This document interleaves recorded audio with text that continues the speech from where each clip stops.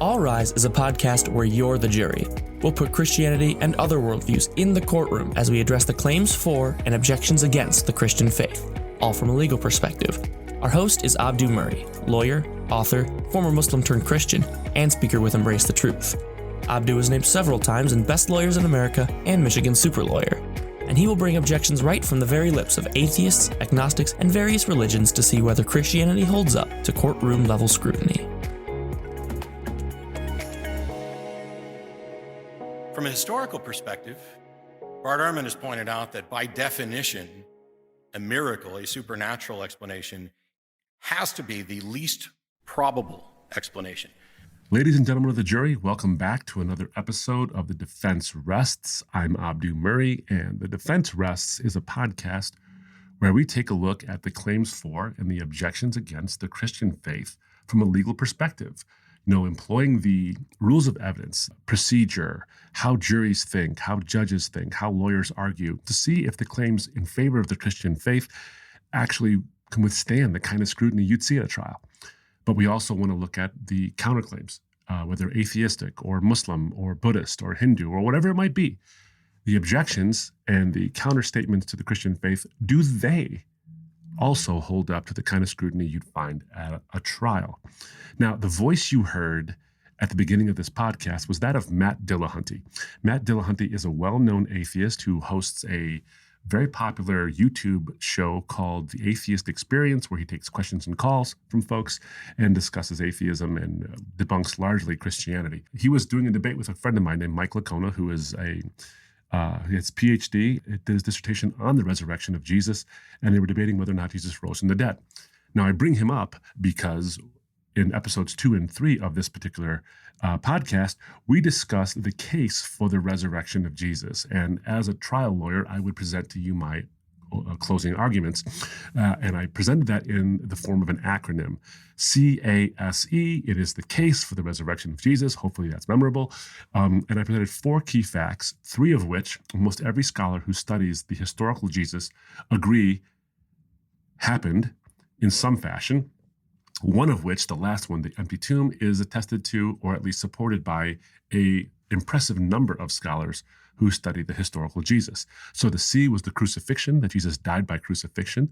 The A was the appearances, that Jesus appeared to his disciples as the risen Jesus, or at least his disciples believed that he did, such that they were willing to die for their belief, not in a fact someone else told them, but in a fact that they believed was their own experience.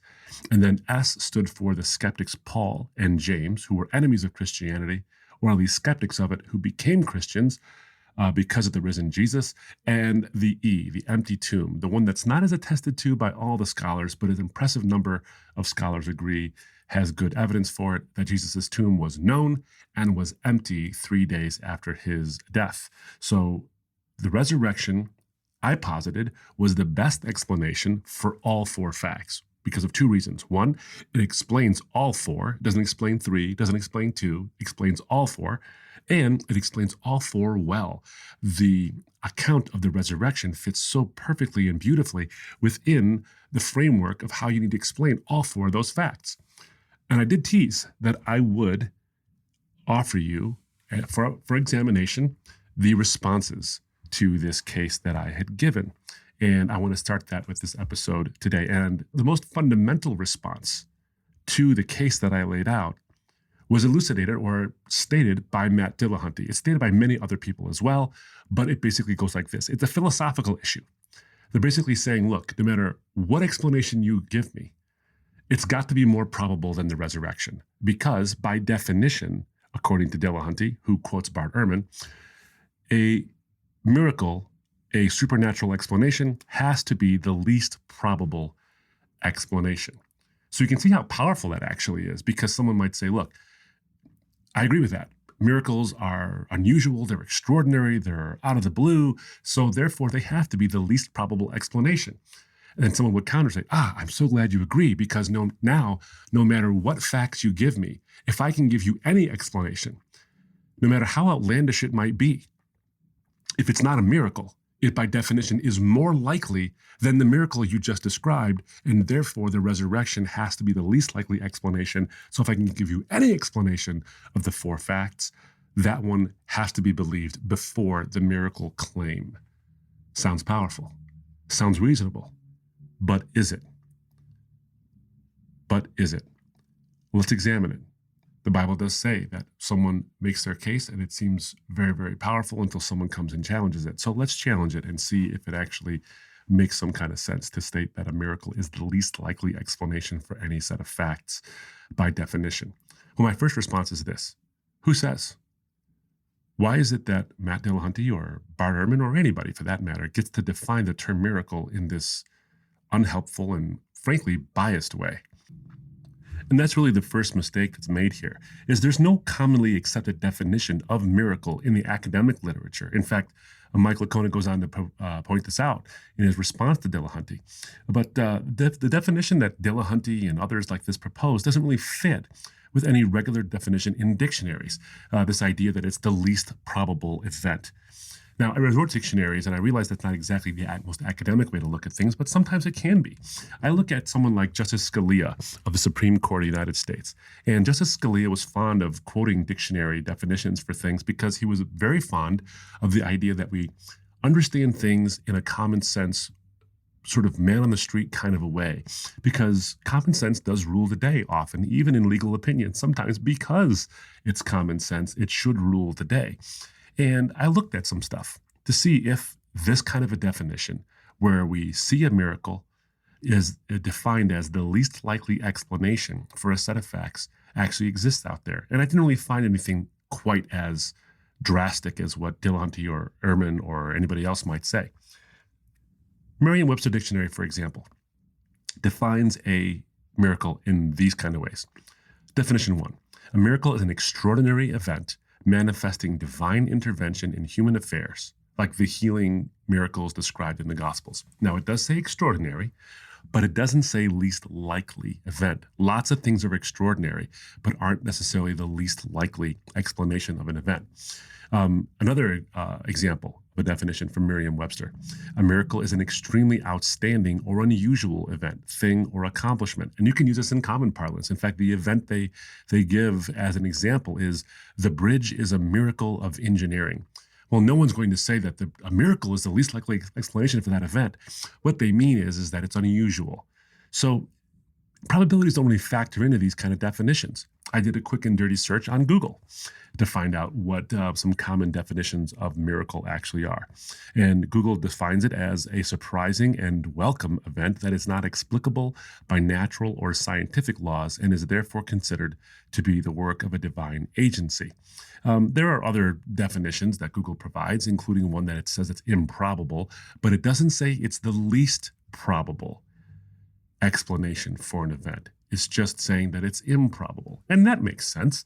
I mean, I don't automatically believe someone when they say that a miracle happened to them. I prefer to look at the evidence for that miracle to see if it actually is one. Now, someone might believe something miraculous happened to them, and that's fine. We just should discern whether or not on the merits of that miracle, or the merits of the claim, I should say, does the evidence warrant us believing that this is a miracle? Could it have been some alternative explanation?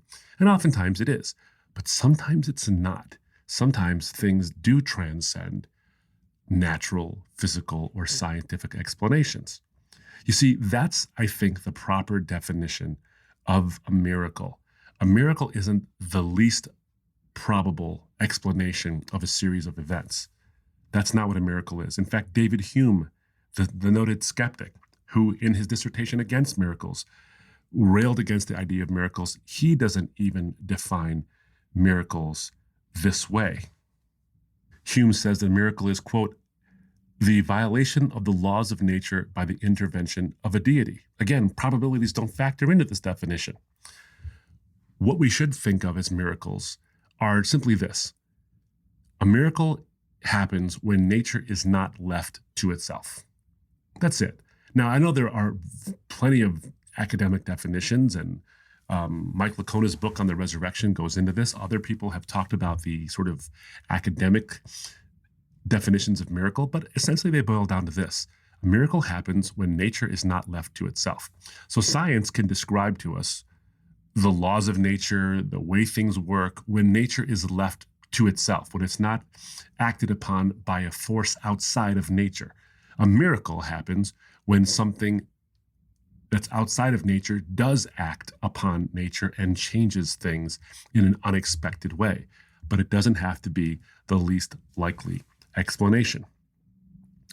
And that's the second mistake that's being made here. So when we proceed from an improper definition, we are trying to settle the debate by definition. In other words, we're trying to settle the debate about whether a miracle happened, like a resurrection, not by the merits of the evidence in favor of that miracle, but by defining miracles such that there can never be enough evidence to justify a miracle. Do you see that? It's important we understand that. See, if we make the claim that a miracle is by definition the least likely explanation of something, well, then there can never be a miracle.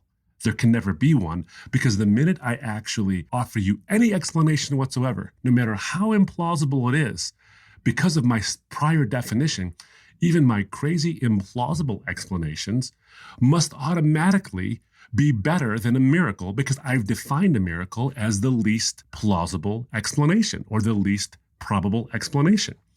That gives me license to provide any crazy theory I want to explain all four facts of the resurrection, for example, or to explain any miracle claim that someone gives. I can give any explanation I want, no matter how improbable, no matter how unscientific, because I've set the bar so low for myself.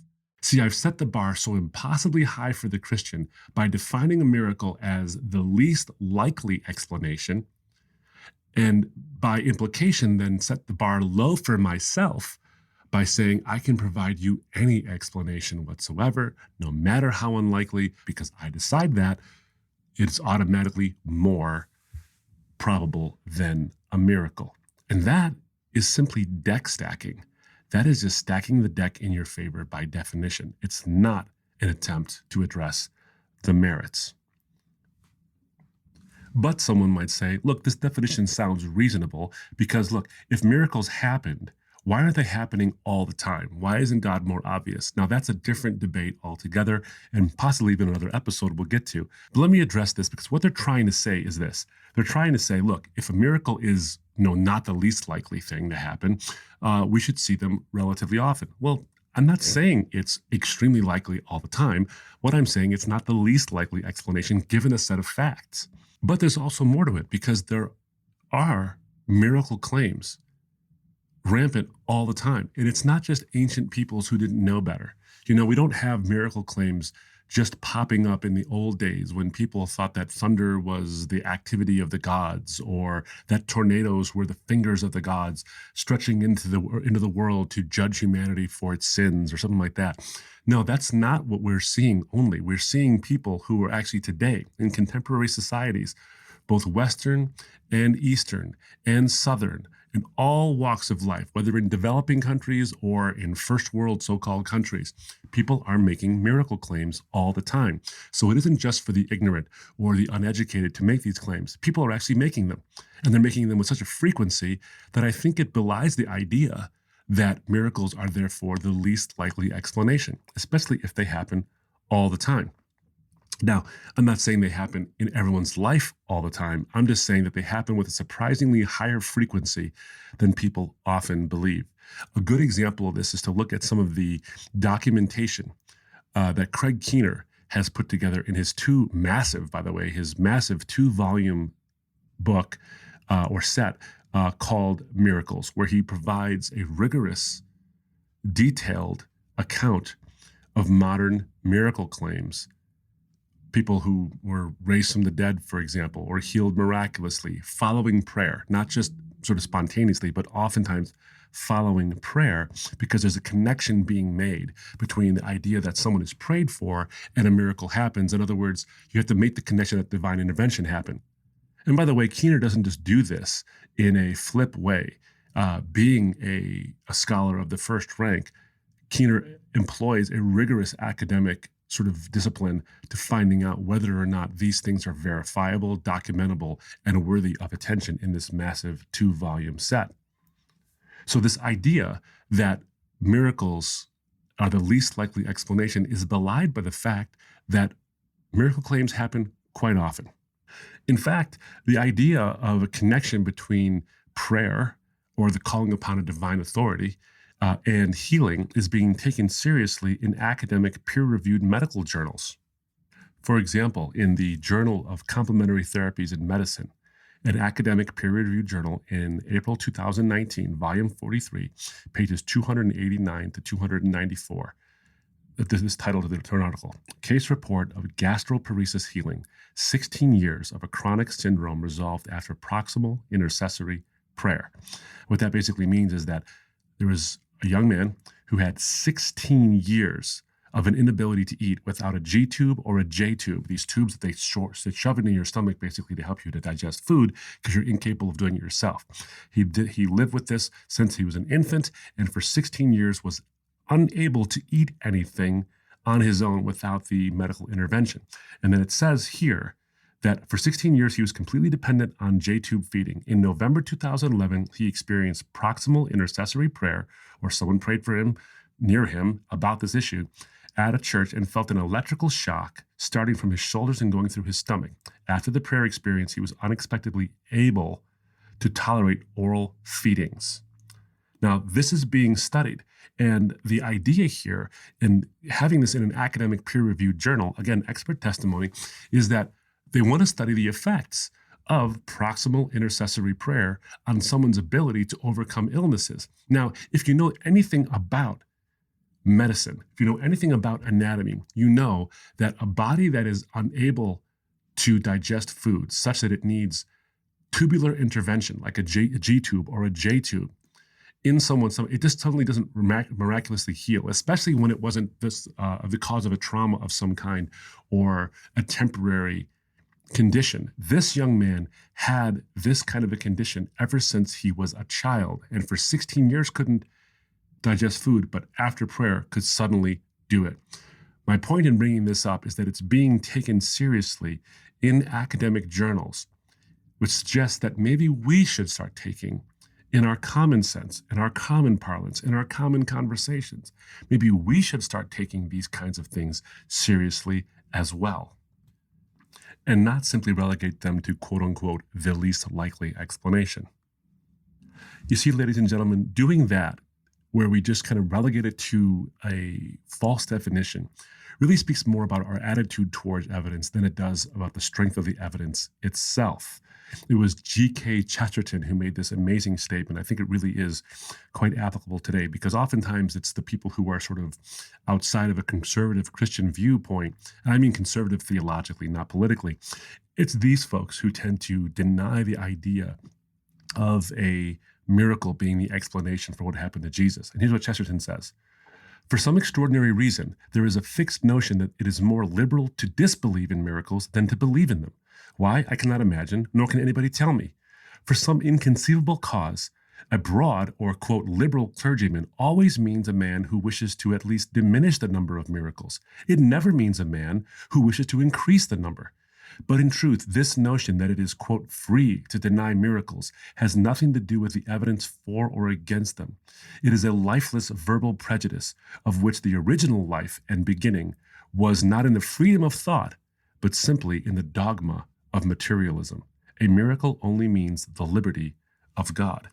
What Chesterton is saying is that it is a very illiberal view to not allow for miracles to be a plausible explanation of something. I'm not saying be gullible, nor is he saying be gullible, but he is saying that when you reduce the number or even the plausibility of miracles, you're being very closed-minded as opposed to liberally open-minded. This is methodological naturalism. It goes against the idea of being open to all possible explanations. In fact, Paul Eddy and Greg Boyd, in their book, The Jesus Legend, where they defend the historicity of the Gospels, actually advocate for what's called an open historical critical method, where we allow for all explanations, naturalistic and supernatural, to be on the table so that we can decide, based on the evidence, not based on our prior dogma, whether or not a miracle actually took place. And this goes back to something that's very important, because it's important to get to the heart, to the reason why people make the claims they make. If we make the claim that a miracle is by definition the least likely explanation for a set of facts, not only are we deck stacking, we're revealing something about our views, because everyone does at least believe in some level of an unexplained miracle. My colleague Vince Vitale has often said this, Big Bang cosmology teaches us that the universe came about from nothing, that there was nothing at some point, and then with the Big Bang, all matter, energy, space, and time was created. So he had a colleague or someone he was witnessing to, he was speaking to, who said, I can't believe in a virgin birth. But that person does accept that the universe came from nothing. And so Vince pointed out, you believe in a virgin birth, and I believe in a virgin birth. It's not a matter of do you believe in virgin births? It's a matter of which one do you believe in, because he believed the universe came from nothing. You see, what I'm saying here is that it is very unlikely, it is extremely unlikely that the universe came from nothing without any agent causation whatsoever. Yet people are willing to believe that extremely, I would say, least probable explanation of the universe's existence, because it allows us to not believe in God. But if we allow for a supernatural, then it's more reasonable to believe that the universe did come into existence from an agent outside of the universe itself. In other words, a miracle is a more probable explanation of the universe's existence than nothing decided to create itself. And finally, ladies and gentlemen of the jury, this idea or this definition, this argument by definition that a miracle is the least likely explanation of any fact, is entirely circular reasoning, or at least suborns circular reasoning. Now, what do I mean by that? I recall years and years ago when I was preparing for my LSAT, the law school entrance exams, that there was a section on the exam called logical reasoning. And one of the things they told us to prepare for was the ability to spot assumptions and logical fallacies. And one of the logical fallacies is this thing called assuming the conclusion, or what's called circular reasoning, more often called also question begging. Now, I want to pause for a moment because it's important. Phrases sometimes get misused. People say, well, that begs the question. And they mean that something that you've said therefore leads to another question. That's not what question begging actually means. What question begging means is that if you make an argument or an assertion, you've assumed the conclusion you're trying to reach in the premises of your argument. In other words, here's an example. If I were to say, and they had this on the law school's exams as an example of circular reasoning, people who are arrested are guilty because the police only arrest guilty people. That's tautological, but it's also circular, because the conclusion is that people who are arrested are guilty, but you've assumed that conclusion when you made the argument that the police only arrest guilty people. Well, that, of course, would do violence to the entire criminal justice system, because every time they arrest somebody, we don't even need a trial, we're just going to jail. But it's also just plain old circular reasoning. It's just you assume the conclusion in the argument you're already trying to make. Now, how does that apply to this definition of miracles? Simply this way. If the argument is this, you say that a miracle is by definition the least likely explanation of a set of facts, then what you're saying is you're making an assumption, is that it's extremely improbable that there is a God who could intervene in nature and not leave it to itself. In other words, if a miracle is the least probable explanation of something, that already assumes that either A, God doesn't exist, or that it's improbable that God would ever act in creation. But that's the point we're debating, isn't it? The whole point of providing a case for the resurrection is to see if God exists and if God actually intervened in human affairs. Well, if you've already said that it's the least probable explanation, you've already assumed that it can't be true or that it can't happen. Do you see how that's circular? You've assumed the conclusion you're trying to reach in the very premises of the argument you're making. So the whole thing really does fall apart. Let me sum up this way. We've seen that this objection to miracles or the resurrection itself doesn't really deal with the evidence for the resurrection itself. It simply tries to define away the evidence so we don't have to deal with it. This is fascinating because it's often the skeptic who will say the lack of miracles shows that God is simply hidden, or he's so hidden that reality is that he doesn't really exist at all. And we have no basis to believe in him. But do you see the issue here? When someone uses a definition to avoid the strength of the evidence for the miracle, it's not evidence that God is hiding. It's evidence that they are hiding from a God who has given them enough evidence for them to reasonably put their faith in him. And it's not just the resurrection of any person. It's not just some guy who happened to rise from the dead as a point of curiosity, as a parlor trick to prove that God exists. No, that's not what the resurrection's about at all. It's about a particular man who had a particular role, who made a particular claim about who he was, and the resurrection vindicates that claim. And what is that claim? That claim is that each one of us was meant to be in relationship with God, that through our sin, we violated that relationship and therefore owe a debt, a moral debt to God, and that Jesus, who being God's son, has no debts of his own to pay, so can stand in our stead and pay that debt for us. Now, he says he did that at the cross. If he died and stayed dead, we'd have no reason to believe him and no reason to hope whatsoever that he actually accomplished anything for us. But if he didn't stay dead, if he bodily rose from the dead, and there's good evidence to believe that he did, then there's a good evidence for us to have hope. There's a good reason for us to cling to a hope that that relationship we have marred can be restored. I've often said it this way, that if Jesus died and stayed dead, I have no reason to believe in him. But if he died and rose again, then I have every reason to believe in him, because guys who rise from the dead tend to have credibility. And he makes the claim that I can be redeemed by what he's done.